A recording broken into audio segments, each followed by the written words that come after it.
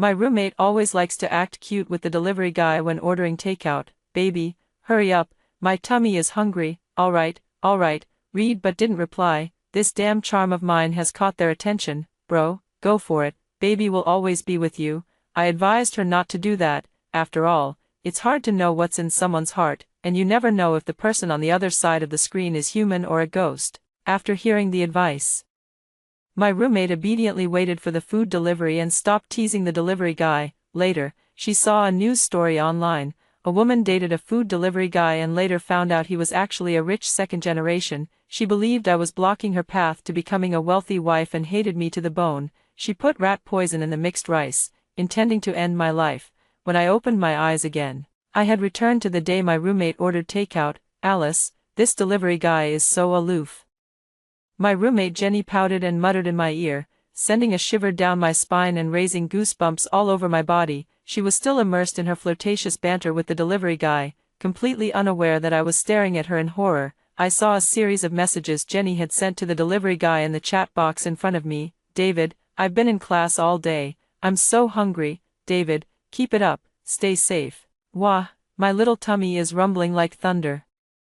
Why hasn't the food arrived yet? The entire chat box was filled with messages Jenny had sent to the delivery rider, who only replied once from start to finish. Don't rush. That's why she said the other person was aloof. Hey, by the way, Alice, didn't you also order takeout just now? Where's your delivery? Since the delivery rider didn't respond to her, Jenny started making small talk with me. You're just too aloof. Delivery riders are workers too, and as customers, we need to bring a little warmth into their lives. Look, every time our whole dorm orders takeout, mine is always the first to arrive.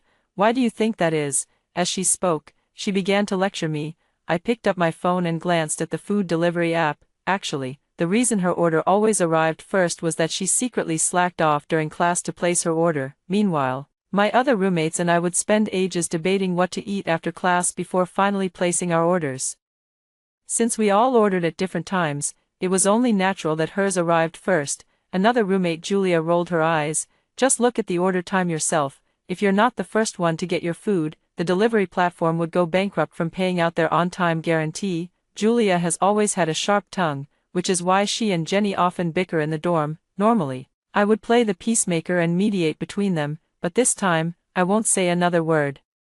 So I tugged at Julia's sleeve and gave her a look, signaling her not to argue with a fool. In my previous life, I was just too meddlesome. I advised Jenny that people's hearts are separated by layers, and if someone has ill intentions, being overly enthusiastic is like sending them a dangerous signal. It's like seeking your own doom. Besides, the delivery guy has to ride his bike to make deliveries, and taking time to reply to her messages not only wastes his time but is also dangerous.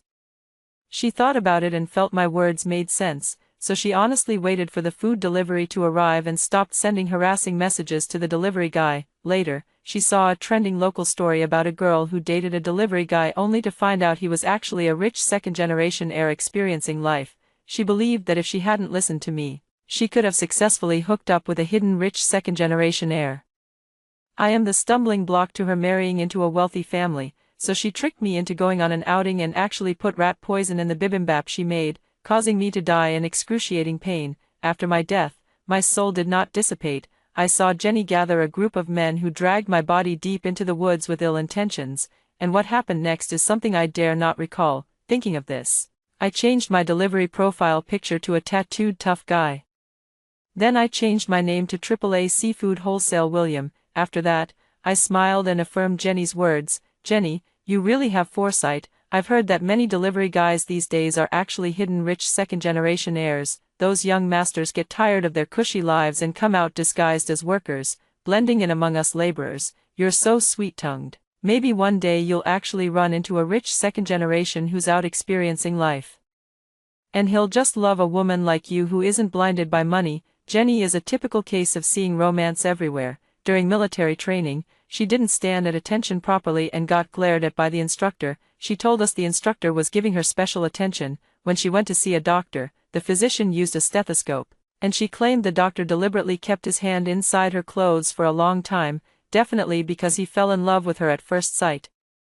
While getting her hair cut, Tony tried to sell her a membership card, and she thought Tony just wanted to see her often. Moreover, Jenny believed in the old saying, don't hit a smiling face. As long as she fawned over others like a sycophant, she could secure the best treatment in every situation. At first, Julia and I, as her roommates, would advise her that girls need to protect themselves and not show their vulnerable side to strangers. She scoffed at this, believing that we were all just jealous of her charm and intelligence. Over time, we simply stopped bothering with her. If it weren't for the fact that in my previous life I was worried her reckless behavior might cause trouble for the innocent delivery guy who had to respond to her messages, I would never have tried to stop her. After hearing what I said, Jenny nodded in satisfaction. He leaned over to glance at my delivery app profile. Alice, why are you using such a burly man as your profile picture? The delivery guys probably time their deliveries just right when they see your avatar is a man. Look, ever since I started using this pink capybara as my profile picture, so many delivery guys have been starting conversations with me.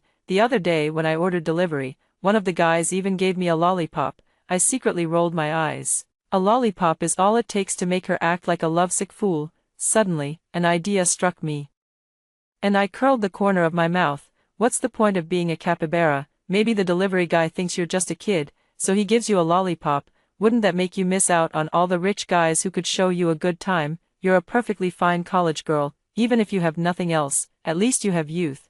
But most delivery guys just leave the food downstairs and go. How are they supposed to know you have youth? For such obvious language hints, Jenny is no fool. She quickly figured it out. You mean changing the profile picture to my photo? I gave her a thumbs up. Of course. What's the use of just having a capybara as your profile picture? Isn't that just going to make you miss out on a lot of good relationships? Don't believe in that nonsense about fate. Mutual attraction always starts with looks in the beginning. When I said this, Julia's mouth dropped open wide enough to fit an egg. She probably suspected I was possessed, but Jenny didn't doubt it at all. She seriously considered the advice I gave her. Then she pulled up a recent half-body photo she had taken, with our school as the backdrop. After spending half an hour editing the picture, she finally replaced her food delivery platform profile picture with the edited version that gave her an internet-famous look. After Jenny hummed a little tune and left for her elective class, Julia nudged me. Alice, are you okay? It's one thing for her to act crazy, but why are you joining in on the madness? I chuckled. I'm doing just fine. Since Jenny wants to land a wealthy husband, I might as well do her a favor and help her out. Who knows? If she really marries into a wealthy family, we might get to benefit from it too, right? Julia gave me a puzzled look but didn't say anything more. Ever since Jenny changed her profile picture, she's been flirting with the delivery guy even more often. In the past, we used to eat 2 meals a day at the school cafeteria and order takeout for 1 meal. After changing her profile picture, Jenny felt like ordering takeout 5 times a day. To her surprise, more delivery guys started responding to her. Most delivery guys were still busy fulfilling orders and had no time to respond to the disgusting messages Jenny sent. However, 7 or 8 delivery guys did initiate conversations with her. I've had the chance to glance at a few chat records, and they're all somewhat uncomfortable. Little sister, takeout isn't good for you. How about I take you out to get some proper food? Don't worry, beautiful, I'll deliver your order first. I'd feel bad if such a pretty girl went hungry. Send me a selfie, or I'll deliver your order last.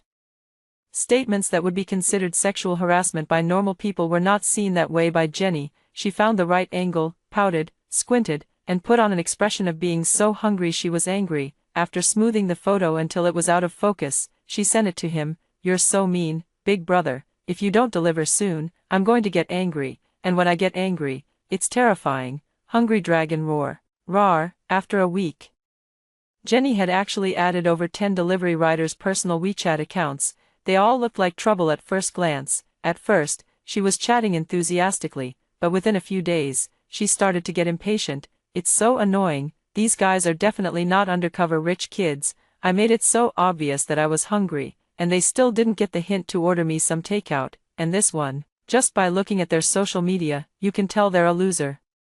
If their social media is open but there's not a single post, they must be broke. If they had money, they would have already shared their daily life. Julia and I exchanged a glance, and then I comforted her. You just don't get it. Rich people are usually very low-key. Tall trees catch the wind, after all, and you, being an educated person, how can you still judge people by their appearance? Haven't you heard the saying, never judge a book by its cover? Is Jack Ma handsome? Jack Ma is handsome because I have a bias in his favor, so he's handsome. Julia also flipped through her textbook and casually echoed my words. If some undercover second-generation rich kid finds out you're evaluating them with such shallow criteria, you can probably kiss your dream of marrying into a wealthy family goodbye. Our conversation made Jenny suddenly tense up. She, who had started to become perfunctory, began to put in extra effort to deal with every delivery guy. Afraid of missing her true match. Not only that, Jenny, who used to wear casual clothes to pick up deliveries, now started to maintain a full appearance. She waited for the deliveries in her dorm every day, wearing a dress, just because I unintentionally said to Julia while chatting, "Oh, if one day I meet my soulmate without washing my hair or face and still wearing pajamas, my life would be completely ruined." Jenny, dressed up to get takeout, successfully added more delivery guys on WeChat. She happily went upstairs with the takeout and proudly held the cup of milk tea in front of Julia and me. "Look, this is the milk tea brother Daniel specially bought for me. I have a feeling he's a hidden rich second generation. If that weren't the case, he could have just bought me a $4 lemonade to brush me off, but he bought $10 hey tea instead." I was instantly speechless. Just as speechless as the day I saw her get won over by a lollipop. As long as you're happy.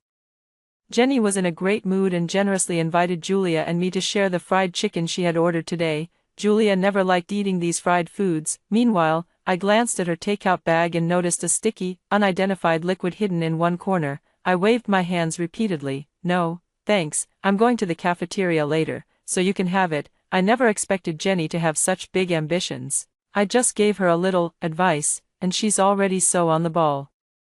As the number of guys in her friends list kept growing, Jenny would shut herself inside her bed curtain every night after lights out. She would put on a sweet voice to chat with different guys, or rather, to flirt. By 2 a.m., when she still hadn't finished, Julia finally couldn't take it anymore. She yanked open Jenny's curtain and yelled, "Will you ever stop? If you want to make a call, go outside. You might not need to sleep, but others do." After yelling, she herself froze in surprise.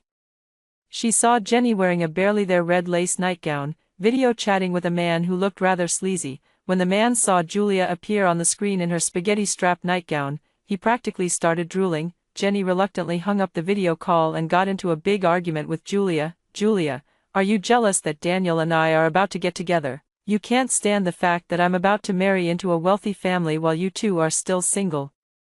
So you deliberately interrupted our conversation, didn't you?"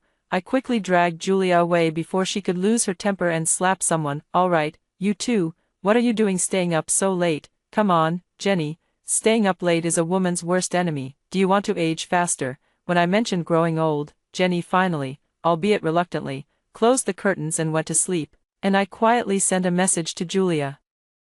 "Just wait and see. I've seen this Daniel's social media feed. It's all a polished facade. Some people are just digging their own graves right now, so let's not get involved in this mess." Jenny has now set her sights on Daniel as her main focus for cultivation. Those delivery guys who don't have their moments open or seem to come from ordinary families were all unfriended by her. When she deletes people, she doesn't hold back with her words. Broke as hell and still trying to hit on girls, disgusting. Instead of focusing on delivering food, you have time to chat with girls. How shameless. Jenny seemed to have forgotten who was the one initiating conversations with these guys. Now, she was fully focused on reeling in Daniel, the big fish. I happened to glance at Daniel's social media feed once. Yachting for deep-sea fishing, a Lamborghini steering wheel with just a hand and no face, golf courses. It was all high society living, but there was an indescribable sense of something off about it. But Jenny didn't think there was anything wrong with it. She believed Daniel was a hidden rich kid just out to experience life. Even saying he was a first-generation looker wouldn't be an exaggeration. After chatting for several days, they finally decided to meet in person. Jenny spent a long time picking out clothes from her wardrobe. She originally planned to wear a white dress to highlight her pure and innocent college girl image. But I kept shaking my head. "No, you don't look like a socialite. Rich people actually care about first impressions as well as matching social status. Look at your dress. The threads are so long. It's clear you're not a pure college girl, but a poor college girl." My words were an eye-opener for Jenny. She hurried to the nearest mall and used her credit card to buy a little Chanel-style suit set for over $2,000. Before heading out, Jenny patted me on the shoulder. "Alice, thank you for your advice. If you still haven't found a suitable job by the time I marry Daniel, you can come work as the housekeeper at our place." That evening, Jenny came back beaming with joy. let me tell you, Daniel is really wealthy. When he wasn't paying attention, I secretly took a picture of his car. It's a Porsche, and it's a limited edition model worldwide. I leaned over to look at the photo in Jenny's hand. The more I looked, the more something felt off. There was only one of this model in the entire province, and it was at my brother's car rental shop. My brother runs a car rental business. When he managed to get his hands on this car, he bragged about it on his social media for a long time. It was a globally limited edition in emerald green. It said that he's the only one in the entire province who owns one. However, the rental price is also steep, costing $2,000 per day. While Jenny was still lost in her dream of becoming a wealthy lady, I slipped out of the dorm and gave my brother a call. Bro, has anyone rented that limited edition global model from your car dealership these past few days? My brother often complains to us that while many people are interested, very few are actually willing to rent it. After all, with such a luxury car, the rental fee is one thing, but if there's any scratch or damage while driving, the compensation won't be small either. Hey, don't even mention it, but you won't believe it. Yesterday a chubby guy came into the shop and took a liking to that car right away. The shop assistant kindly told him that car was too expensive, but guess what? The guy got offended, saying the staff was looking down on him, and insisted on renting it for a whole week. However, when it came time to pay the deposit, it took a while. The staff mentioned overhearing him step out to make a call to borrow money, saying something about impressing a rich and beautiful girl, but that's none of our business. As long as it's rented out, it's fine. Hearing my brother's animated storytelling, I felt reassured. This Daniel is just pretending to be something he's not. Probably thought Jenny was a rich, beautiful girl and wanted to be a Phoenix man, but it turned out they were both thinking the same thing. With the experience from my past life, I definitely won't share these findings with Jenny this time. I want to see how she digs her own grave. Jenny started hanging out with Daniel every day, even skipping classes repeatedly. Despite the academic advisor's warnings about delaying graduation, Jenny didn't take it seriously. Narrow-minded, aren't all these classes just for getting a job later? If I don't even need to work, what's the point of learning this? Daniel said he has connections. When the time comes, I'll have him notify the school administration, and they'll have no choice but to issue me a diploma. But even though she kept saying she was about to become a wealthy wife, her actions told a completely different story. That day, Julia and I were watching a variety show in the dorm. Jenny had just returned from her date with Daniel and, seeing both of us there, she cleared her throat. Since we're all classmates, I'll give you an excellent investment opportunity. Each of you give me 5,000 as an investment. Once Daniel's project succeeds, I'll give you dividends. Who knows how many zeros will be added to that amount by then? So, what do you think? It's a great deal, right? Of course, if you have more spare cash, you can invest more for even higher returns. Julia and I looked at each other, and then I asked in disbelief, if I'm not mistaken, are you asking to borrow money from us? Upon hearing the word, borrow money, Jenny became so anxious that she started jumping up and down. I'm inviting you to join us, don't you get it? This is a once-in-a-lifetime opportunity, and you're not cherishing it. You'll regret it for the rest of your life if you miss out. It seems she's starting to blur her class status under the mutual deception between her and Daniel. After carefully choosing her words for a long time, Julia looked up at Jenny seriously. Jenny, don't let yourself be treated like a piglet. You said Daniel is rich. Would he really need your small change to invest in a new project? Just think about it. That's impossible, right? Jenny immediately flew into a rage. Biting the hand that feeds you. Fine, since you're not interested, I'll find someone else. Don't come crying back to me when you see others moving up in the world. Seeing this, I quickly pulled Julia aside. Let's just stay out of it since we don't understand. Don't be mad, Jenny. Just remember to send us an invitation when you marry into a wealthy family so we can see how the other half lives. Jenny asked around, but naturally, no one was willing to lend her money. We are all students. Those from ordinary families couldn't come up with thousands of dollars at once, while those from wealthy families looked down on it. In the end, I don't know how she managed it, but she somehow gathered $30,000 and gave it to Daniel, calling it their love fund. A week later, the Porsche that Daniel had rented also reached the end of its lease. My brother told me that there was a baby special seat sticker on the passenger seat, and when it was peeled off, it left behind some residue. When he was asked to pay for the cleaning fee, Daniel made a big fuss, claiming the car dealership was trying to scam him, insisting that it could just be scraped off by hand. My brother gestured with a go-ahead motion and said nonchalantly, well, you can try scraping it off yourself, But just so you know, if you end up scratching the surface, it won't just be the cleaning fee you'll have to worry about. Daniel understood the risks involved and, after haggling for a while, finally paid the cleaning fee. Seeing Jenny return on an electric scooter, I secretly laughed. On the surface, I pretended to be concerned. Jenny, doesn't Daniel usually drive you back in his limited edition Porsche? Could it be that Daniel's investment failed and he had to mortgage the car? Jenny doesn't allow us to say anything bad about Daniel. She glared at me angrily. That car is just flashy without substance. It broke down after just a few days, and Daniel took it in for repairs. Julia playfully leaned in. Oh, Daniel's family is so wealthy. Surely they don't have just this one car, right? If it breaks down, would he have to ride an electric scooter? This question hit right at the weak spot. Which rich second-generation family relies on just one car? Anyone with common sense could figure that out. It's a pity that Jenny isn't a normal person. You guys don't get it. Driving every day is so suffocating. Daniel said he usually prefers riding an electric scooter. No traffic jams, the air is better, and most importantly, at this point, she shyly lowered her head.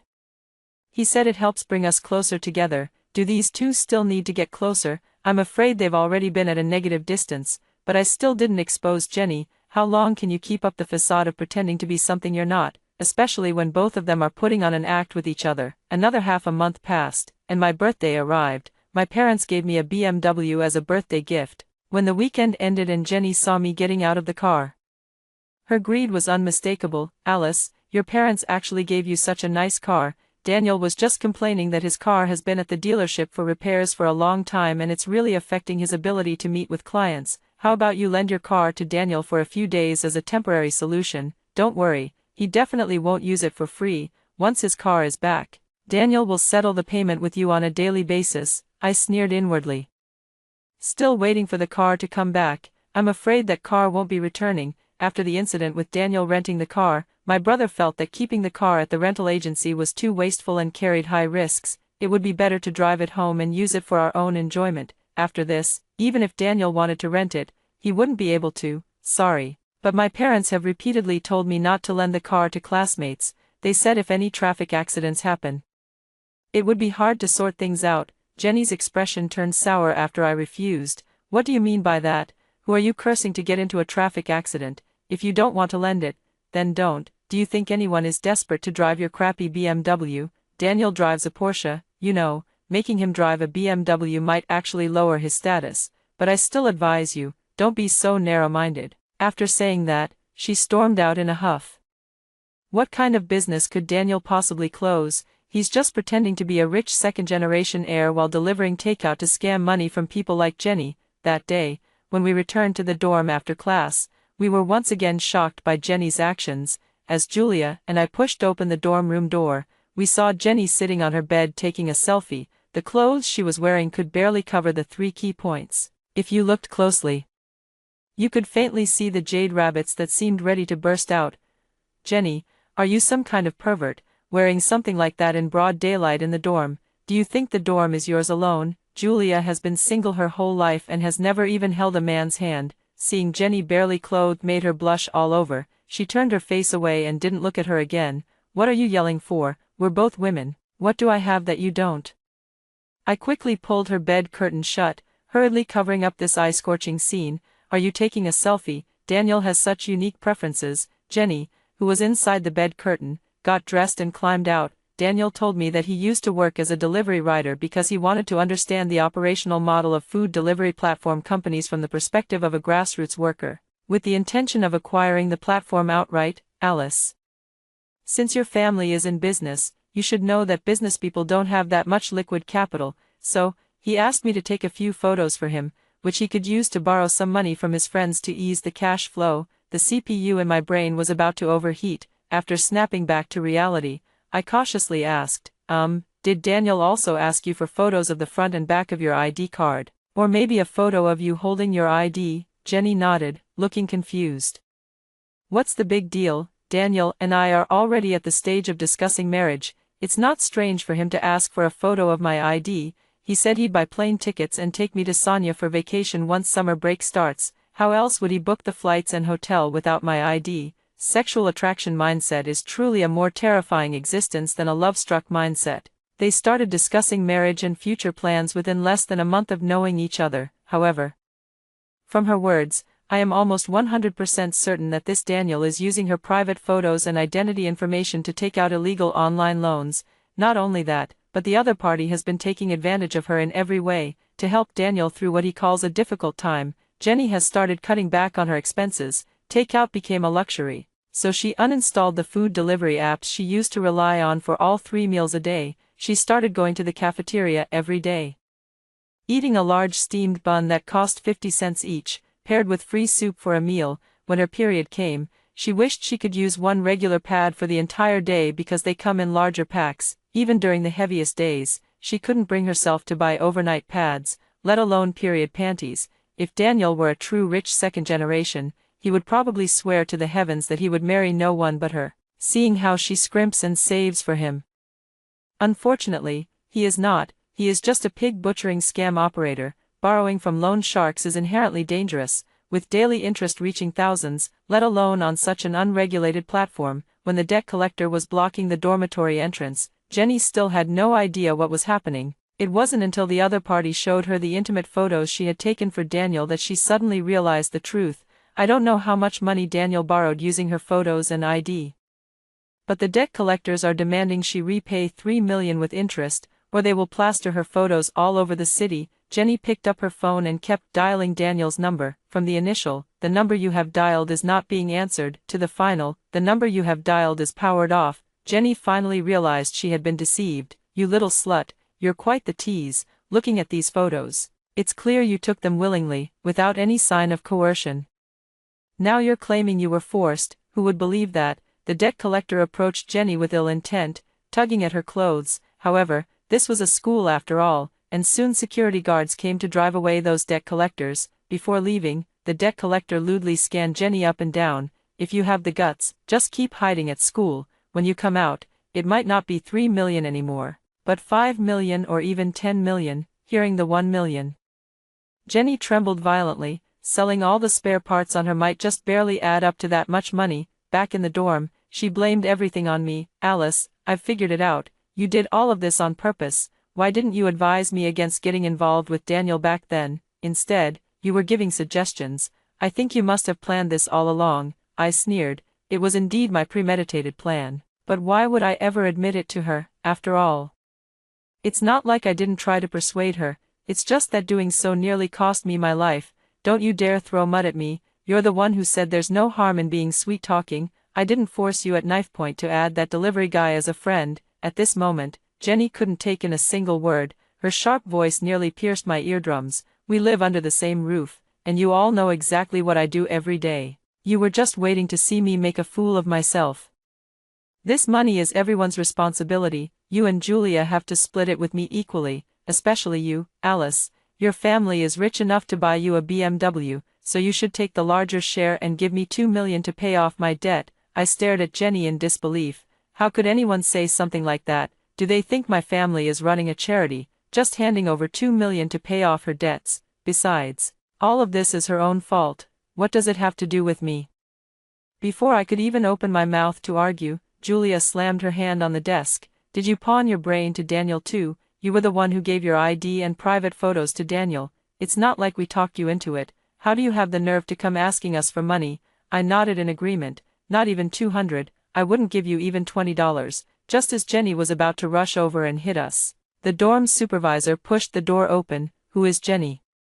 "Your advisor wants to see you in the office to discuss today's situation." After Jenny left with a resentful look, Julia finally calmed down from her anger. "You say, is she mentally ill? I've told her all along that girls need to protect their privacy and not get too close to strange men, but she just wouldn't listen. Now that something's happened, she's trying to pin it on us. Who knows if she ran into a person or a ghost?" I smiled. "I know, but if I told Julia about my past life experiences, she might think I've lost my mind too," so I just kept agreeing without saying much. Sigh, at least we're roommates. If we can't help her, we should at least notify her family. This kind of thing should be known by her parents. Julia agreed with me. After all, as classmates, we definitely wouldn't help her repay the money. The text messages from the beginning of the semester, when Jenny borrowed my phone to ask her family for money to pay her phone bill. were still in my phone and hadn't been deleted, so I took out my phone and dialed her mother's number. "Auntie, hello, something has happened to Jenny at school, and it's quite serious. We're worried about her, so we're calling you." Since the start of the school year, Jenny has been tight-lipped about her family situation. I only know that her family lives in the countryside and she has a 10-year-old brother. Upon hearing, 3 million. The woman on the other end of the line let out a sharp scream. "This good-for-nothing isn't even worth 3 million if we sold her." Jenny's mother rushed to the dormitory by overnight bus. Grabbing her by the hair, she slapped her face repeatedly. "You've really made something of yourself, huh? I was planning for you to go back to the village after graduation and marry Bob next door. His family has some money and wanted to marry a college-educated woman. But now you've gone and racked up a debt of 3 million. The agreed bride price was 500,000, which was just enough for your brother to put a down payment on a house in the city to get married. Now we're 2.5 million in debt instead. You're nothing but a fool. Don't go to school for now. Come home with me, kneel down and apologize to Bob. His family has plenty of money, and maybe he'll like your looks enough to pay off this debt for you." The situation made both Julia and me shrink into the corner, not daring to speak. I originally thought that even if Jenny's family favored sons over daughters, they wouldn't treat her too poorly. Otherwise, they wouldn't have let her go to college. I never expected they were just fattening the pig to sell it at a better price. Upon hearing her mother's words, Jenny shook her head like a rattle drum. "Mom, I was set up," she said, pointing at me. "It's all because of this roommate named Alice. From the very beginning, she encouraged me to hang out with those shady men. Otherwise, would have just ordered takeout and never gotten involved with people like that. Her family is rich, and she's the one who got me into this mess, so she should be the one to pay for it." Jenny pointed all the blame at me. She knew that Julia came from an ordinary family, so even if she pinned it on her, she wouldn't be able to extort much money. Hearing this, Jenny's mother also looked at me. "No wonder you pretended to be kind and called to tell me that Jenny was in trouble. My daughter is your roommate, so you all share the responsibility of keeping each other in check. Now that something has happened, you should at least share 8 million of these 3 million, like mother, like daughter. Both of them have the same bizarre way of thinking." "Sorry, Jenny is an adult and needs to take responsibility for her actions, even if she were a minor. You are her guardians. What does this have to do with me?" The two of them were still trying to argue with me when the counselor showed up again. "Jenny, those debt collectors have been waiting for you at the school gate, and they're seriously threatening the safety of our students. If you don't resolve this matter soon, the school will have no choice but to expel you according to the rules." Upon hearing about the expulsion, both Jenny and her mother panicked. Jenny didn't want to go back to the village and get married, and her mother was afraid that her daughter would lose value if she got expelled. I had no choice but to go through the process of taking a leave of absence, promising to return once this matter was resolved. Life in the dormitory with just Julia and me was quite comfortable, but that comfort didn't last long. When Jenny came back to pack her things, she had returned to her usual arrogant self. "I told you Daniel isn't that kind of person. He said he didn't communicate well with his friends that day, which is why those people came to the school looking for me. Now he's taken care of it, and the debt collectors are gone." I glanced at her. "Oh, so you're not planning to continue with school? Why are you packing your things then?" Seeing that I had brought it up, Jenny lifted her head even higher. "Of course. I'm getting ready to pack up and go work with Daniel. He said he's already mastered the operational secrets of food delivery platforms and plans to expand the business overseas. By then, we'll truly be in two different social classes." I looked deeply at Jenny. "Congratulations. May I ask where you plan to start your journey?" Jenny proudly replied to me, "Of course, starting with the nearest country, Thailand." Julia and I exchanged a glance, shaking our heads helplessly. "Daniel is probably unable to repay the money and is planning to settle the debt with his own person. Anyway, it's likely that we won't be in the same social class as you all in the future. Tonight, I'll treat you to barbecue. Consider it a farewell dinner." It's normal for anyone to be the one treating others to a meal. Only when it came to Jenny did things feel off. She usually splits the bill with us down to the last cent. So how could she be so generous this time? Julia was about to refuse, but I reached out and stopped her. "All right, we'll definitely go. Let's consider it a proper farewell for you." When Jenny hummed a tune and went out, Julia looked at me with confusion. "Alice, how could someone like her possibly treat us to a meal? Didn't you hear what she said? She's going to Thailand. Maybe she wants to drug us and take us along." I patted Julia on the shoulder. "Since you already know, what is there to fear? A clown's act like this only gets performed once. Don't you want to see more of it, in front of everyone?" if we refuse to eat, can she really force our heads down to make us eat? Although Julia was still a bit uneasy, she followed my suggestion and went with me to see Jenny off. It was at the barbecue stall that I first saw Daniel. He looked to be about 40 years old, with a gold chain around his neck swaying in the night breeze, and a face full of wrinkles that made him seem untrustworthy right away. "Thank you both for always taking care of my Jenny. Here, I'll finish this drink. You two take your time." I waved my hand. "We've already had dinner, and now we're just cozying up. We came to see Jenny off and wish you all the happiness." A whole table of barbecue and beer was laid out before us, but we didn't even touch a single bite. While they weren't looking, I secretly dropped a piece of meat on the ground. "Don't be polite. I ordered so much just to treat you all. How can you not eat?" Seeing that we weren't moving, Daniel grew a bit anxious. "Daniel, if they don't want to eat, let them be. I'll eat more." Jenny had just picked up a skewer of lamb when Daniel knocked it out of her hand. "You're the host, they're the guests. The guests haven't even started yet. What's the rush?" There are many stray dogs around the barbecue stall, and before long, a little black dog came and snatched the piece of meat I had just thrown down. Seeing this, I took Julia by the hand and stood up. "Sorry, I just remembered we have a class tonight. You two take your time and enjoy the meal. Wishing you both great fortune." I moved too quickly, and before Daniel could react, we had already followed the little black dog and dashed around the corner of the alley. It seemed I also heard Daniel cursing fiercely behind me. "Damn, the money's gone again. That idiot Jenny still didn't get it and kept asking what money." Not long after that little black dog finished eating the piece of meat. It started staggering as it walked, then it fell into a deep, heavy sleep. "TSK, if we eat this, we'll probably wake up tomorrow already on our way to illegally cross the border." Seeing this, I still felt a lingering fear and joked with Julia. 10 days later, I received an international call. "Alice, it's Jenny. I'm telling you, Daniel really has a good eye. We're so busy here we can't keep up. He said to have you and Julia come over to help out, once the company goes public.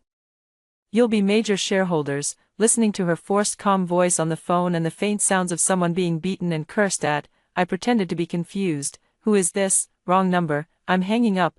Then I hung up the phone. Jenny wants to trick us into becoming part of her own achievements. After seeing so many news stories, how could we not know? She's the one who gave up on a bright future. She can't blame anyone else. After hearing the first story above, what are your thoughts? Feel free to share your opinions in the comments section. Next, there is another similar story. Let's continue to see. My roommate knocked over a perfume tester in the mall, and I kindly stepped in to argue with the sales assistant on her behalf. Just as the sales assistant was about to give in, my roommate grabbed my arm. "Stop arguing. I broke it, so I should pay for it." Someone recorded the incident and posted it online. My roommate capitalized on the controversy, signed with a talent agency, and made a fortune. The saleswoman was fired, and she harbored resentment, coming back with a knife for revenge. I ran to my boyfriend's rented apartment for help, but he took a long time to open the door. The saleswoman caught up with me and stabbed me multiple times. After the saleswoman fled, the door opened, revealing my disheveled boyfriend and his roommate behind it. To cover up the truth, they watched me bleed to death without intervening, opening my eyes again. I was back to the day my roommate broke the sample bottle at the mall. Oops. Along with the scream came the sound of the perfume bottle shattering on the mall's tiled floor. Shards of glass flew everywhere, and the intense floral top notes rushed into my nostrils, making me even dizzier than I already was. My roommate Wendy tugged at my arm. "What should I do, Ivy?" I accidentally broke the perfume sample. The saleswoman didn't even look up, just glanced at the floor with a pout. "Damaged samples need to be paid for at the original price. You can scan the code at the front desk." "Ivy, I just wanted to smell it. This perfume costs $899, and I've already put all my money into my meal card. I don't have enough for living expenses either." Wendy looked at me with a pitiful expression. Seeing this familiar scene, my still dazed mind finally snapped back to reality. I had been reborn. In my previous life, it was the same. Wendy had broken the perfume bottle and turned to me for help. We are all freshmen in college, having just gotten to know each other after the start of the semester, and we decided to go shopping at the mall together. Wendy's family is not well off, and this bottle of perfume would cost her more than half a month's living expenses, so when the sales assistant asked her to pay the full price for it, I glanced at the nearly empty perfume bottle, pulled Wendy behind me, and tried to reason with the sales assistant on her behalf. Testers are considered consumable items and are not meant to be paid for in the first place. The salesperson was about to give in, But as more and more people gathered around, some even started recording videos with their phones, Wendy suddenly stepped out from behind me and said to me, "Forget it, Ivy, don't say any more, I broke it, so I should pay for it." After saying that, she turned her face slightly toward the nearby phone cameras, tears streaming down as she looked at the salesperson across from her. "Although my family is not well off and my living expenses are limited, my parents have taught me to be responsible since I was young. Don't worry. I will definitely make up for the money." When Wendy pulled this move, I was stunned and felt somewhat uncomfortable, but I didn't say much at the time. While she was gathering the money, I even lent her part of my own living expenses. Later, when we returned to the dorm, we discovered that the video had been uploaded online, and Wendy's and my actions sparked heated discussions. Some people think I'm too harsh, but Wendy is different. She is brave, takes responsibility, and is as resilient as an orchid blooming in a secluded valley. Even my high school boyfriend Edward, who went to the same university as me, saw the video and praised Wendy for her gentleness, thoughtfulness, and willingness to take responsibility. Some netizens believe I did nothing wrong, as I was defending a friend's interests, while Wendy's actions left them utterly confused. In short, opinions about Wendy's and my actions are divided, with both praise and criticism.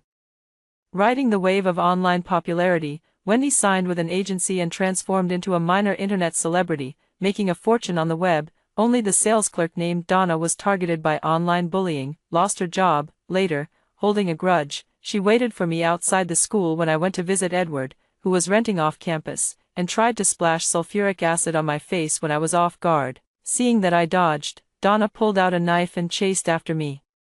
I quickly evaded and ran far to put distance between us, then frantically knocked on Edward's door seeking help, but there was a rustling in the room, yet no one came to open the door for a long time. It wasn't until Donna caught up that she, reeking of alcohol and with a menacing expression, screamed for me to die. After the knife plunged into my body, the smell of blood mingled with the surrounding scent of alcohol. Donna sobered up a bit, panicked, let go of the knife, and fled. Finally, the door opened, and standing alongside my boyfriend was Wendy, her clothes in disarray. I didn't have time to deal with these two.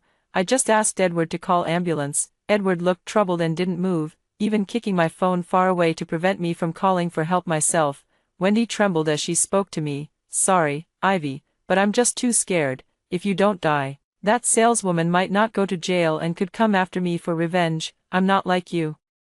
With a privileged background, even without you, your parents could still live out their golden years comfortably, right?" Edward remained silent, his actions speaking for themselves. Later, they watched as my blood slowly drained away, and I died with resentment, only to be reborn now. The pain of the knife twisting into my flesh and the despair of feeling my blood drain away still linger in my heart. At this thought, I took a step back, putting distance between Wendy and me. "I don't know, Wendy. I've never broken anyone's things, you figure it out yourself." Hearing me say that, Wendy froze, her face turning bright red. Donna overheard our conversation, snorted, and repeated herself. $8.99, how are you going to pay for it? Wendy mustered up her courage and said, "I see there isn't much left in this perfume bottle, so paying the full price doesn't seem fair, does it? That's just our policy. You're the one who broke it, and we're not even charging you for the cleanup fee. So that's already a favor. Well, in that case, could you at least give me a receipt? Just treat it as if you sold me this tester." Hearing Wendy say that, my expression darkened. Wendy was well aware that breaking a sample product didn't actually require compensation, yet in the past, she still had me step in to resolve it for her. I had originally thought she genuinely didn't know the details, but now it seems she was just used to letting those around her take the fall. "Little girl, do you have any common sense? How can I issue an invoice for a sample product? If you can't issue an invoice, why are you asking me to pay? I can report you to the tax bureau, just like in the past." As the argument continued, more and more people gathered around, and some even started recording videos with their phones. Wendy, who had been arguing with Donna until she was sweating, saw the phones being raised around her. Her eyes darted a few times, she gritted her teeth, and soon her eyes became moist. With her profile facing the camera, she spoke passionately as if in a past life. "After all, you're just an employee. I won't make things difficult for you, don't worry. Though I may be poor, my spirit isn't. I will definitely compensate you for what I broke." After saying that, she began gathering money. She checked the balance in every bank account but was still $500 short. She looked at me, And I spread my hands in a helpless gesture. Wendy, I'd love to help you, but my friend just urgently needed money and borrowed all I had. Afraid she wouldn't believe me, I showed her the transfer confirmation page. Just moments ago, I had forced my friend to borrow money from me and had already transferred the funds out. She had no money to begin with, and was willing to say so only to use my own money to uphold her good reputation. In our past life, Wendy never repaid me that $500, even until her death. Seeing that I wasn't going to help, and surrounded by a crowd of onlookers, she had no choice but to call her parents. After a torrent of scolding came through the receiver, Wendy finally managed to return the money. Back at the dorm, our relationship wasn't as harmonious as it had been in our previous life. When dinner time came around, Wendy's stomach started rumbling, seeing that I was still lying in bed. She came over and called out to me, "Ivy, could you grab me a meal while you're getting yours?" I raised an eyebrow. "Isn't there money on your meal card?" She twisted her fingers around and around. "My parents are angry. The $500 they just gave me is supposed to be an advance on next month's living expenses. The money on my meal card definitely won't last 2 months. Can you help me out?" I burst out laughing. "You didn't have to pay for it. But you insisted on pretending to be generous and taking responsibility. Now you should face the consequences of your actions and not rely on others." Seeing me speak like this, Wendy's face fell, and she completely distanced herself from me. I couldn't be bothered to deal with her, so I tidied up a bit and went to the cafeteria to get some food. In the evening, Wendy decided to skip dinner to save money and told the other 2 roommates she was dieting. Meanwhile, I had 2 meat dishes, 2 vegetable dishes, and some fruit. After enjoying the delicious meal, I went to bed under Wendy's resentful gaze. The next day, at the same time as in my previous life, that video started trending online and became a hot topic of discussion. Some sales assistants these days are way too arrogant. Look what they've driven this young girl to. The official account should come out and explain this. Is this how you train your employees? I don't get what this woman is trying to do. Doesn't she know you don't have to pay for broken testers? I saw the sales assistant was already backing down, and she still paid. Taking responsibility is a good thing too. It should be encouraged. The people around were so indifferent. If I were there, I would have lent the money to this girl. This girl is quite good looking. Does she have an account? This time, because I didn't speak and stepped back to blend in with the crowd, it wasn't particularly noticeable. The footage mainly captured Wendy and Donna's interaction, and no one was talking about me, except for my boyfriend, Edward. We were meeting for a meal in the cafeteria when he suddenly said to me, "Ivy, I came across a video online today. Is this you and your roommate?" I glanced at the video and calmly replied with a, "Yes." Edward frowned. "Why didn't you come to eat with her?" Seeing me frown, Edward continued, "What I mean is, seeing how she takes responsibility when things happen shows that she has good character. You should spend more time with her, and it would be good for you to communicate more." I smiled. It's not that I didn't come to eat with her. After she paid for the perfume, she ran out of money and is now in the dormitory filling her stomach with water. Hearing me say that, Edward became anxious. "Then hurry up and call her down. We'll treat her. She's just a little girl. Looks like she doesn't even weigh 80 pounds, probably eats less than half of what you do. How much could it possibly cost us?" Seeing me roll my eyes, Edward realized he was being too eager and coughed a couple of times. "Mainly, I'm doing this for you. I'm your boyfriend, so it's only right that I treat your roommate. If you get along with her, you can look out for each other in the future." Looking at Edward's attempt to cover up his intentions, I couldn't help but laugh at myself inwardly. In my past life, it was the same. Wendy was quite attractive, and after her video went viral, Edward, swayed by her looks, subtly tried to get information about her from me. At the time, I didn't think much of it. Plus, since I had lent money to Wendy, she kept thanking me profusely. Our relationship wasn't as strained as it is now. Plus, although I was unhappy with her previous behavior, I couldn't resist having a boyfriend who thought he was helping me build connections. Later, after a few interactions, they actually became familiar with each other. It wasn't until before my death that I found out they had long been sneaking around behind my back, and they even stood by and did nothing, which led to my death.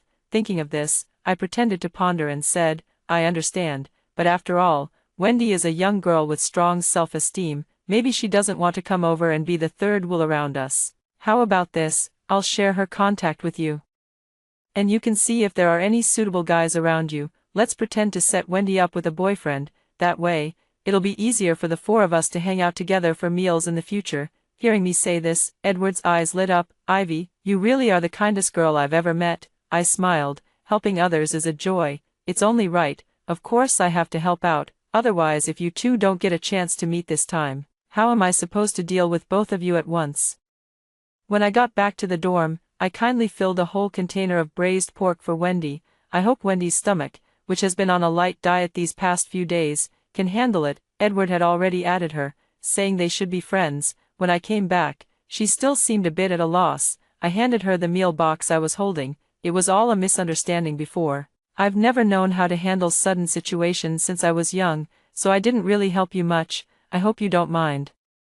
My boyfriend said you seem like a good person at first glance, and we'll all be friends from now on. Here, I brought you some food. You must have been lacking protein these past few days. Make sure to replenish it. Seeing me say this, Wendy also smiled and affectionately took my hand. You know you're wrong. That's good. Listen to your boyfriend more in the future. He has good taste. Hee hee. After saying that, she took the meal box and, after devouring it, she slumped in the chair. Ivy. Thanks for the braised pork. I've signed with an agency now, and once I get the money, I'll treat you back. That was just talk. In my previous life, I never got to eat a single meal she treated me to before I died, but the company she signed with did make me a bit curious. Which company did you sign with? Are you going to be a big influencer or a celebrity from now on? Hearing this, Wendy was clearly pleased. Her smile so wide it seemed to reach the sky. It's Orange Entertainment. They were very sincere, saying they'd give me an advance payment as soon as I sign, and they even want me to shoot an advertisement. In her previous life, 2 companies wanted to sign her. One was an established company that had been operating for many years, although the benefits and compensation weren't great.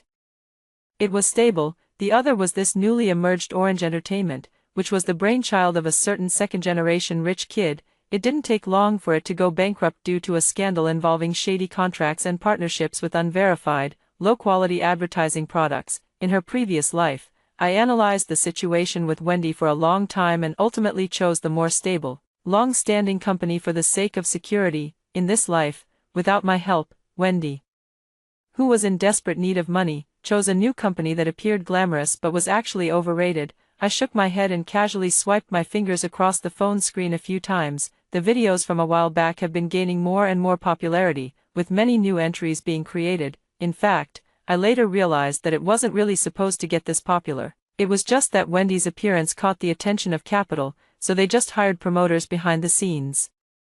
The videos that appeared later were also edited to amplify the saleswoman's arrogant behavior, such as frequent eye-rolling, looking down on others, and so on. The criticism directed at Donna was also overwhelming. The perfume company has also responded, saying they will conduct employee training, and Donna has already been fired. Counting the days, it won't be long before Donna breaks down and goes crazy. But this time, the only person she wants to take revenge on is Wendy. I saw Wendy swaying in front of the mirror, fantasizing about the future with great anticipation. This time, which will come first, the agency's scandal or Donna's revenge? Which one of them can Wendy resist? Lately, when I'm with Edward, he often gets distracted and always stares at his phone with a silly grin. I understand. My boyfriend is in love, and the object of his affection is probably my roommate. In Wendy's eyes, Edward wasn't of much value, but she was short on money.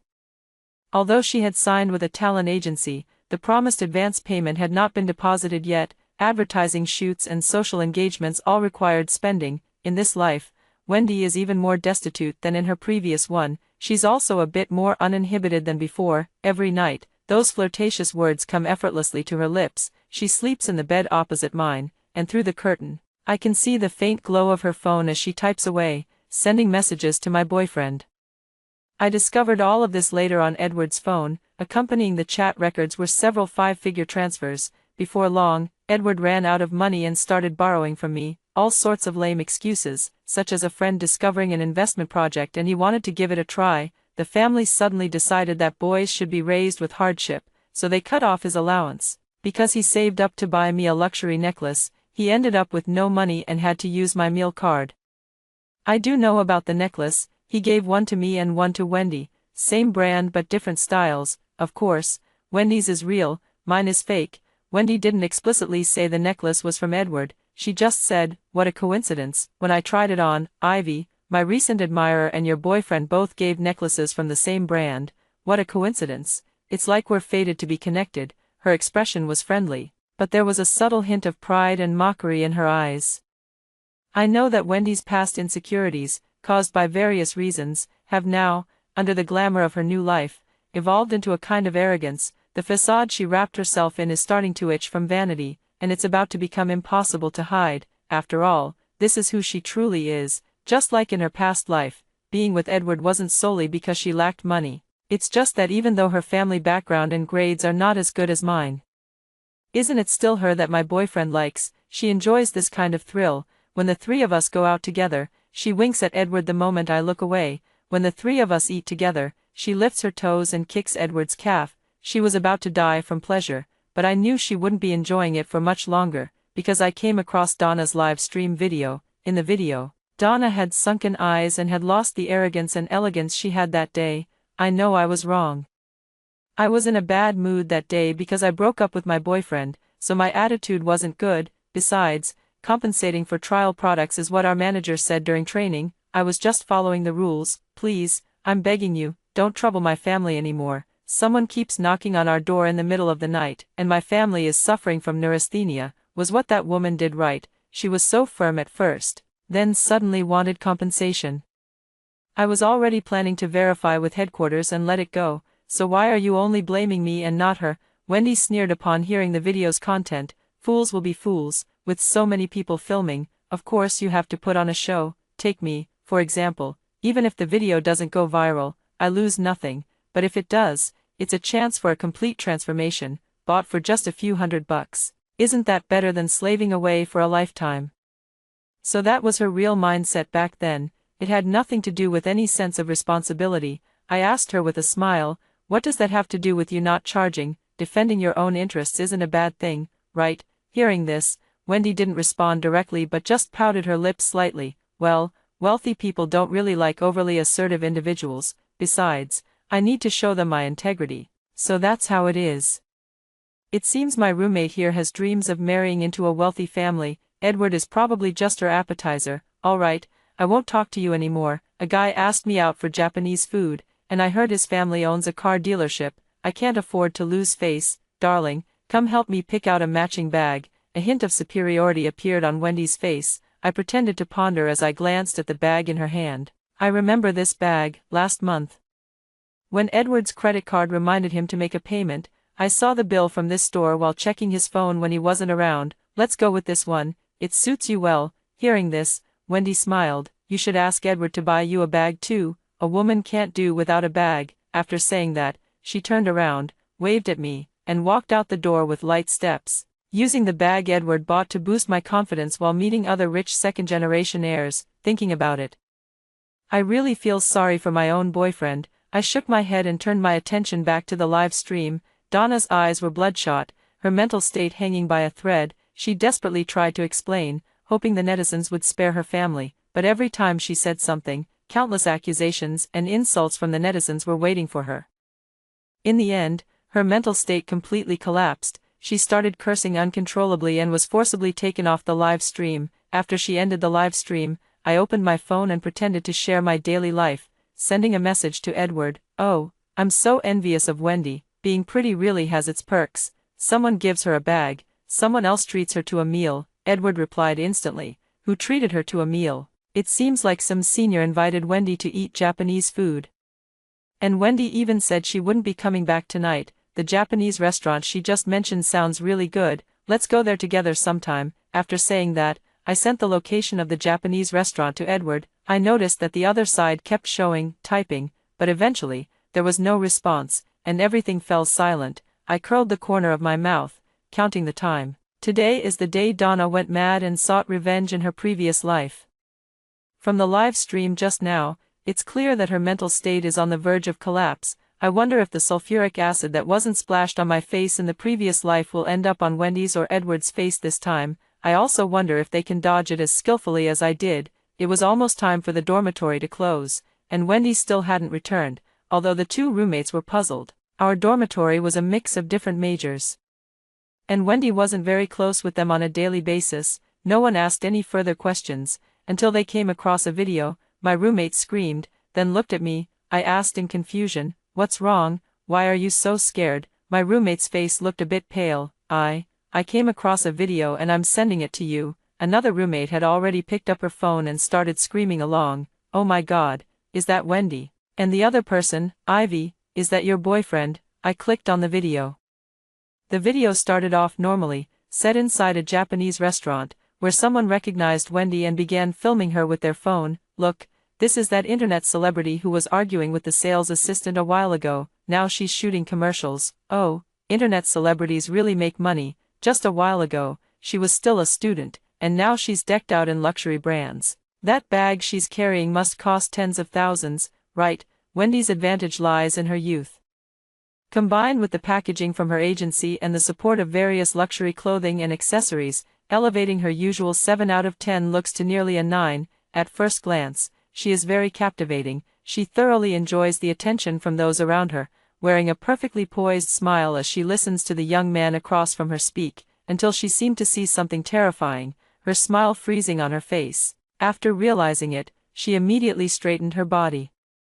The camera then moved, and Donna came into the frame. At that moment, her expression was somewhat frenzied, and she was holding a glass bottle in her hand. As Donna shouted, "Die," the liquid in the bottle also splashed out. Wendy froze for a moment, standing still in place until she was forcefully pushed aside by Edward, who rushed in from the side, but the sulfuric acid, following its momentum, poured directly over Edward's head, drenching him to the core. Edward was still somewhat dazed, but after a moment, he realized what the liquid was. He was shouting loudly for water, water, but then, there was a commotion in the room as Donna, seeing that she hadn't hurt Wendy, drew her knife again. At the same time, the person filming cursed, and the screen began to shake violently. In an instant, everyone in the shop screamed and ran out, and the video abruptly ended. The next time I saw Edward and Wendy was in the hospital. Wendy was by his side, crying and sobbing, with one of her shoes missing, but aside from looking disheveled, she didn't have a single injury on her.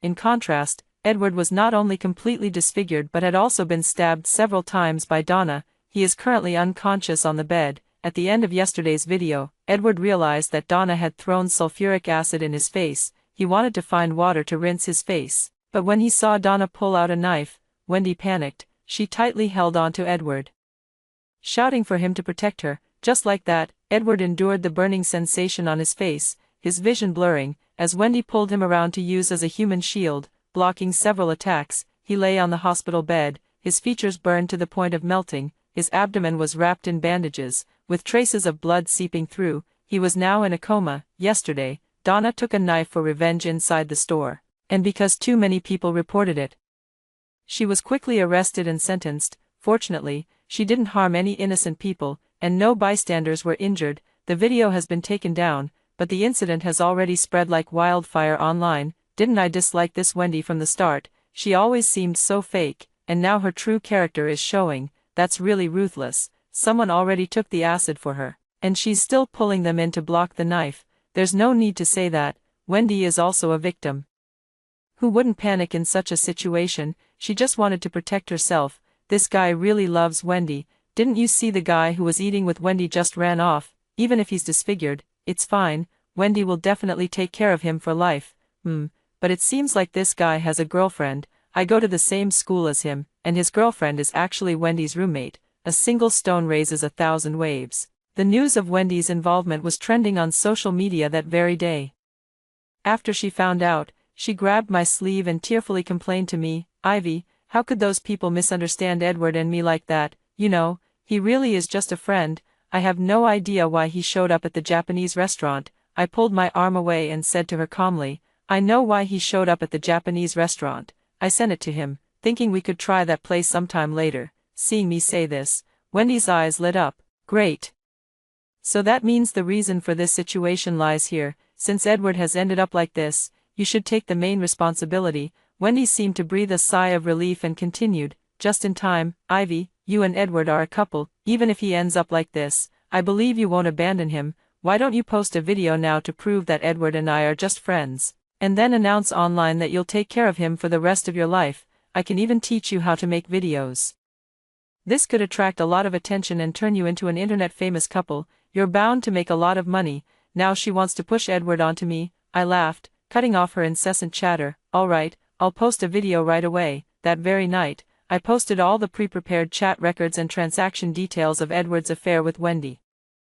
Oh my god, check out the tea from Wendy's roommate. The guy who took a hit for Wendy recently is actually her roommate's boyfriend, and now the girlfriend herself is exposing everything. Didn't Wendy just post an update saying they were just friends, getting exposed this quickly? I could tell from that guy's face that he's no good, sneaking around behind his girlfriend's back to be someone else's backup option. It's more than just being a backup. Everything Wendy wears and uses was bought with money this guy borrowed from his girlfriend and took out loans for. Even the most devoted admirers aren't this extreme. That's right, I've read all the chat records the girlfriend released. He borrowed money from his girlfriend to buy this and that for Wendy, and his way of thanking her in the end was to treat her to spicy hot pot. Can anyone relate? I really feel for his girlfriend. Overnight, Wendy's reputation took a sharp turn for the worse. Faced with too many judgmental stares at school, she had the key to Edward's rented apartment and simply moved in. This rented apartment was originally leased by Edward specifically for his secret meetings with Wendy. The reason given to me was that my roommate's gaming keyboard was too loud, which is why I moved out to rent a place. If in my past life I had the key he gave me, I wouldn't have had to wait at the door and be caught by Donna in despair. At this moment, Wendy is hiding inside, frantically calling me. Ivy, what's going on with the video online? What's the matter? Isn't it all clear in your chat history with Edward? You two were flirting behind my back, and he even used my money to buy you a lot of things, didn't he? Even the key to his rented place. You have it, but I don't. I'm just stating the facts now. Those things are all misunderstandings. I'll explain it to you another day. Can you just post a video saying you made a mistake first? Wendy must be so overwhelmed that she'd even say something like that. I sneered a few times and was about to hang up when she grew anxious. I'll give you money, okay? I'll give you however much you want. I've worked so hard to get where I am now. I can't lose everything. Ivy, you can't blame me for some things. I'm prettier than you. And Edward just likes me. What can I do? You should really look at yourself and figure out why. Now Edward is unconscious. You've known him for so many years. Even if you've lost the romance, there's still a bond, right? He's lying in a hospital bed right now. If my reputation is ruined and I can't get the company's money, then he won't be saved. Can you really bear to see that happen? I burst out laughing. I really can't bear to see him die. But that's only because he still owes me a lot of money, Wendy, no matter what you say. It's useless. I won't speak up for you. You'd better think of another solution while you still can. By the way, since you want to show everyone how principled you are, and Edward ended up like this because he saved you, you should at least do something. The rest of his life is in your hands now. Oh, and about the money he owes me, I can take it to court. Make sure you pay it back for him. Then, I ignored the frantic screams coming from the phone. I hung up the call directly. After Edward woke up, the first thing he heard was the news of our breakup. Tears seemed to stream from his tightly wrapped face as he stared at me in a daze, saying it was his fault. Then he was silent for a moment before continuing. But true love is inescapable, Ivy. After being with Wendy, I finally understood what real love is. You will bless us, right? I nodded. I bless you, now that you've changed so much for her. She will surely take responsibility for you and be with you for the rest of your life. I sincerely hope you two are locked together forever. Edward seemed not to catch the subtext in my words. Hearing me say that he and Wendy would be together for the rest of their lives, the corner of his mouth seemed to curl into a faint smile. It made his face, wrapped in bandages, appear even more terrifying. He turned and asked me again, "Where has Wendy gone?" "Don't worry. She should be here soon to take care of you." Edward is an orphan, and after starting college, he didn't get close to his roommates because of the rental situation. He definitely needs someone to take care of him while he's in the hospital. I've completely cut ties with him, so now it's up to Wendy. Under the pressure from her agency and public opinion, she would definitely come. Sure enough, not long after I left, Wendy arrived at the hospital and even started a live broadcast on the spot. This was the public relations strategy devised by her agency, taking meticulous care of her benefactor, turning the controversial discussions into popularity to make money. On the internet, things like getting involved in a relationship. After a few years, no one will remember. Wendy had no other choice now, so she resigned herself to taking care of Edward in the hospital, wiping his body and changing his bandages. These tasks were still manageable, until it was time to change Edward's gauze. When that face, devoid of features and still losing pus, appeared, Wendy's scream echoed through the live stream. Edward instinctively flinched and covered his face. The live stream's moderators began to criticize Wendy. Wendy took a moment to compose herself. wiping away her tears as she forced herself to endure the discomfort and reached out to touch Edward's face. "I'm sorry, Edward, I was just so shocked. Thinking about how much you've suffered for me, I really." After saying that, she couldn't hold back any longer and rushed out. I guessed she probably went to the bathroom to throw up, and so, after a while, life turned out to be far from the dream Wendy had imagined of becoming an internet celebrity and marrying into a wealthy family. She even failed multiple courses at the end of the semester due to frequent absences and a poor reputation at school, and might not be able to graduate smoothly. When the academic advisor called and urged Wendy to focus more on her studies instead of constantly showing off online, Wendy retorted directly, "It's truly a case of, a tiger fallen to the plains is bullied by dogs. Don't worry, teacher, I've already signed with a company, so I won't have to worry about finding a job in the future. This is just a temporary setback, and it will pass sooner or later. Can't get through." Right after she confronted our advisor, her talent agency declared bankruptcy and fled. Before leaving, the company exploited loopholes in the contract and took most of Wendy's earnings. Previously partnered advertisers also started having frequent issues. Many people who had purchased products endorsed by Wendy claimed they developed skin problems and demanded an explanation from her. Wendy went to the company to ask for money, but they said the packaging expenses spent on her, along with the recent public relations costs, were more than what she had earned. If they were to calculate it seriously, Wendy would actually owe them money. Wendy told me this while crying. After all, Edward had previously owed me some money as well, but I was wise enough to get it back before their company went under. Wendy asked me if I could give that money to her instead. She said Edward had taken out a loan to buy me a necklace and now needed to repay it. I rolled my eyes hard and pulled out the appraisal certificate for that necklace. The book clearly stated that the necklace was appraised as fake. Wendy had no other options and started live streaming her tearful complaints from the hospital, but no one was willing to donate any money. Only Edward reached out to hug and comfort her, but the moment she saw his face, she instinctively retched. "Just go all out and curse without restraint, Edward. Right now I just hate why Donna didn't stab you a few more times. Why did you have to survive, if you hadn't made it? Wouldn't that have been better? Then I wouldn't have to clean up the mess you left behind. Wouldn't it be nice to just visit your grave every year? I don't care anymore. My company has collapsed, and no one is willing to sign me now. I don't want to deal with you either. You handle the loans you took out yourself. You're on your own." Edward was stunned. It was as if only at this moment did he truly see Wendy for who she was. He stood by the hospital bed, stunned. "But all that money was spent to buy the things you wanted. I became like this for you, and you're not even willing to sell the bag," Wendy sneered. "You were the one who insisted on giving it to me. Blame your own bad luck. What does it have to do with me?" After saying that, she turned to leave, unaware that Edward behind her had completely broken down and shattered the glass beside him. He charged at Wendy with a shard of glass in his hand. "Do you think I'm very ugly? Then if you become like me, you won't look down on me anymore, right?" Amid Wendy's screams, her face was slashed over and over until it was completely disfigured. Edward finally returned the fate that originally belonged to Wendy to her. The live broadcast was forced to end, but there were rumors from the hospital. By the time the medical staff managed to separate them, it was already too late. Wendy's face had been slashed to the point where the bone was visible. She stopped coming to school altogether. Both of them disappeared without a trace, and no one knew where they had gone. Much later, I came across a report about them in a piece of social news. A house in the southern part of the city caught fire, and when the flames were extinguished, 2 relatively intact bodies were found inside. Upon investigation, the deceased were identified as Wendy and Edward. They were found embracing each other at the time of death, with the woman showing signs of struggle and the man holding her tightly in his arms, a faceless face, yet you could still tell he was smiling, and none of it had anything to do with me anymore. After graduation, I moved to a different city to pursue my career. One day after work, I went shopping with friends and accidentally broke a perfume tester in the mall. When the glass bottle shattered, I heard a buzzing in my head. A saleswoman approached in high heels, and my friend instinctively stepped in front of me and said, "I remember there's a rule that you don't have to pay for broken testers in the mall." The saleswoman smiled. "Yes, testers are considered consumables under our company's policy, so no compensation is needed.